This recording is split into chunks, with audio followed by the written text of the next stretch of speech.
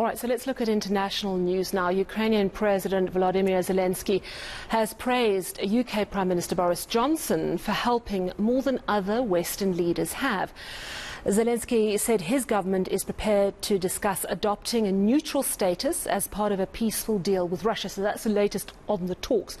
But let's focus now on the humanitarian situation, what's going on inside Ukraine and how the United Kingdom is responding. I'm joined by our correspondent in London, Chris Jones. Chris, thank you so much for joining us. So we know that the UK was initially criticised for being really slow on the uptake to offer a home to refugees. But Zelensky is actually praising Boris Johnson now. Tell us why.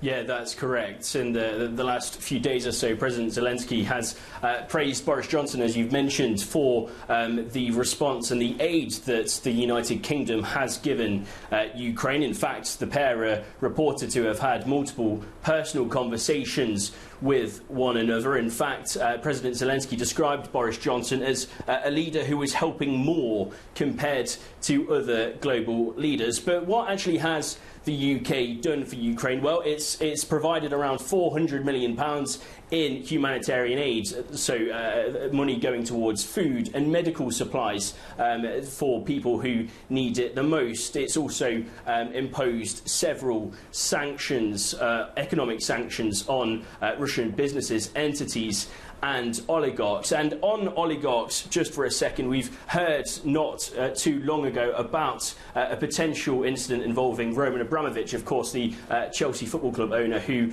he's allegedly been kind of a victim to a suspected poisoning in Kyiv. He has been kind of taking part in peace talks with Ukraine and acting as a middleman almost for peace talks. So that is an ongoing situation. He's believed to be okay, but that is what we've heard recently. Coming back, though, to the United Kingdom, as you've mentioned, there were criticisms and are still criticisms about the visa process. Many countries across Europe have waived visas for Ukrainians coming to their country, and especially in the Schengen area where they don't need visas to enter. That visa process in the United Kingdom is taking a long time for people in Ukraine to get to the country, and now we've seen this Homes for Ukrainians scheme introduced in the UK. That has also been criticised for being too slow. I spoke to some people earlier this afternoon who were helping to matchmake people from Ukraine to the United Kingdom, and they're telling me that this situation is just way too slow in getting people out of the country. Labour has called it a shameful kind of DIY asylum process. So although Zelensky has praised the UK, there are those who say that more could be done and much more could be done more effectively. Yeah, and it's so that's good news on the humanitarian front. Just picking up on what you were saying, and this is, I think Sky News is reporting it off an investigative website, Bellingcat, saying that Roman Abramovich and I think two other Ukrainian peace negotiators who've been travelling back and forth have been suffering suspected chemical weapons poisoning, not life-threatening, but apparently piercing pain in the eyes. And of course, it's a very worrying allegation and not one to be lightly dismissed, because we know about the Salisbury poisonings.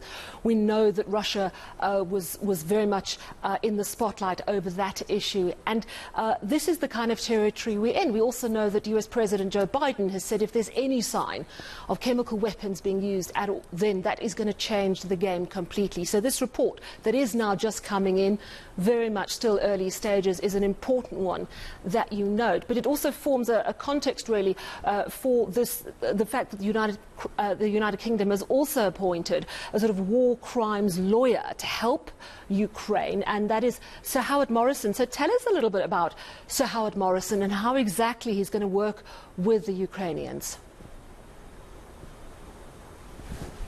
Yeah, that's right. Sir Howard Morrison is credited as being one of the UK's top lawyers when it comes to war crimes, and he's really been appointed to give legal advice and expertise to Ukraine over alleged war crimes by Russian forces and, as it's described, Putin's war machine. He really has been brought in to help with that situation, and on that situation the UK has kind of instated its commitment to making sure that these kind of the war crimes alleged against Russia don't go unpunished. In fact, they said that they are committed to showing that the atrocities being seen day after day in Ukraine will not be forgotten, and that those that are carrying them out will be tracked down and held to account. So what are those kind of war crimes that Russia has been alleged to have committed? Now, we've seen alleges of citizens being targeted by Russian shelling and bombs. That's illegal under the Geneva Conventions. We've also seen evidence of cluster bombs used in Ukraine, which are infamous for the damage that they cause. So there's a whole range of alleged atrocities that lawyers like Sir Howard Morrison will have to investigate and look into whether what has happened, what's true, and what can be done about it. So plenty of work really for lawyers like Sir Howard Morrison to be carried out over the coming weeks and years perhaps. Yeah, indeed. Thank you so much for that update from London. That's our correspondent there, Chris Jones.